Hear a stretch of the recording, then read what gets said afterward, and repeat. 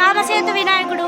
ఇంకా నెక్స్ట్ వినాయకుడి దగ్గరికి వెళ్ళిపోదామా? ఇప్పుడైతే ఇంకో వినాయకుడి దగ్గరికి వెళ్తున్నాం guys. On the way to another Vinayaka guys.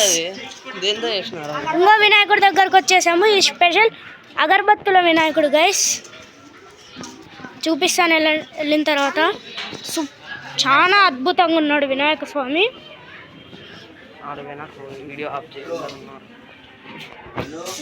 Zoom చేసి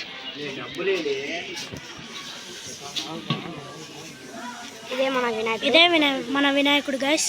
చూసారు కదా, అద్భుతంగా ఉంది. నెక్స్ట్ ఇంకొక వినాయకుడి దగ్గరికి వెళ్ళిపోదాం గైస్. ఇదైతే ఇప్పుడు స్టోరీ జరిగిపోతుంది. Wait and see.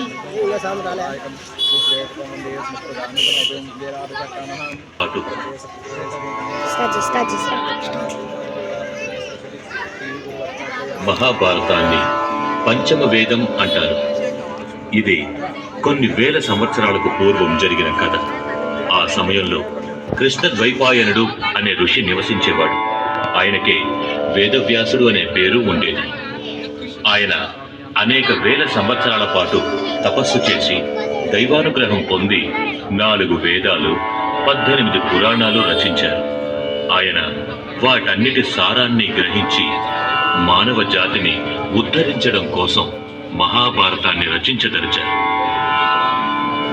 తాను జరిగిన సంఘటనలను చెబుతూ ఉండగా ఆగకుండా రాయగలిగే వారిని చూపమని ఆయన బ్రహ్మదేవుని ప్రార్థించారు.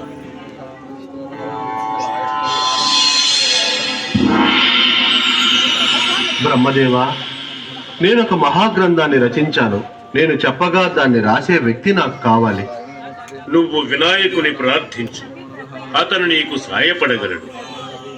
వేదవ్యాసుడు భక్తితో కనులు మూసి వినాయక అని ప్రార్థించగా వినాయకుడు ప్రత్యక్షమై వ్యాసుని కోరికను మన్నించాడు. పంచమ వేదంగా పిలువబడే మహాభారతంలో ఓం నమో నారాయణ, నారా సరస్వతి అనేవే తొలి వాక్యాలుగా రచించబడ్డాయి. భారత రచన పూర్తి కాగానే వ్యాసుడు తన శిష్యులకు 4 వేదాలను, మహాభారతాన్ని బోధించాడు. ఇందులోని కథ, పాత్రలు సూర్యచంద్రులు ఉన్నంత వరకు నిలిచి ఉంటాయని ప్రతీతి. వ్యాస భగవానుడు చెబుతూ ఉంటే వినాయకుడు ఘంటం ఎత్తకుండా మహాభారతాన్ని వ్రాసింది మన భారతదేశంలోని చివరి గ్రామమైన మాన అనే ప్రదేశంలో. ఇది హిమాలయాల్లో ఉంది.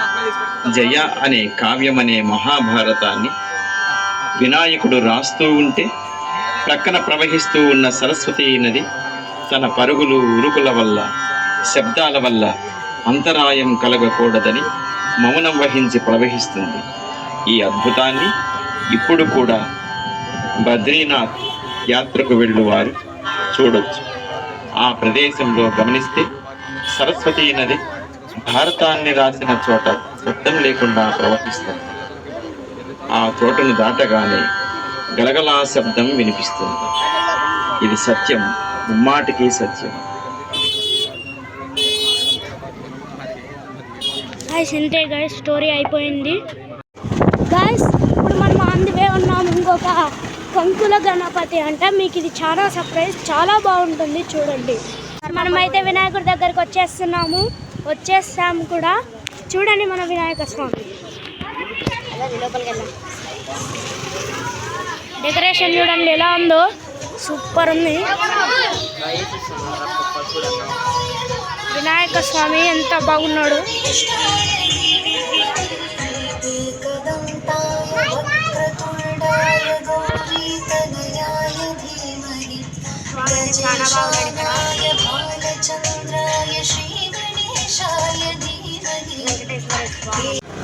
గైస్, ఇప్పుడైతే మనము ఇంకొక వినాయక స్వామి దగ్గరికి వెళ్ళిపోతున్నాము.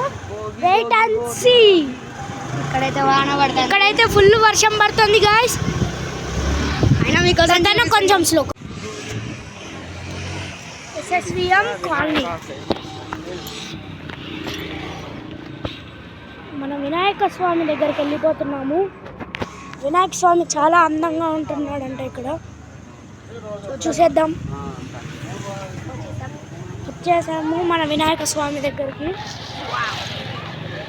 వావ్. కళ్ళు చెదిరిపోతున్నాయి Varma worth.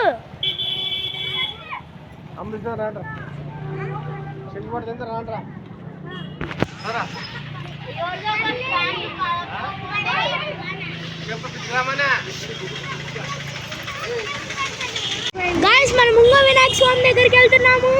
Let's see and wait and see. Thank you for watching. Subscribe చేసుకోండి గైస్ కొంచెమన్నా.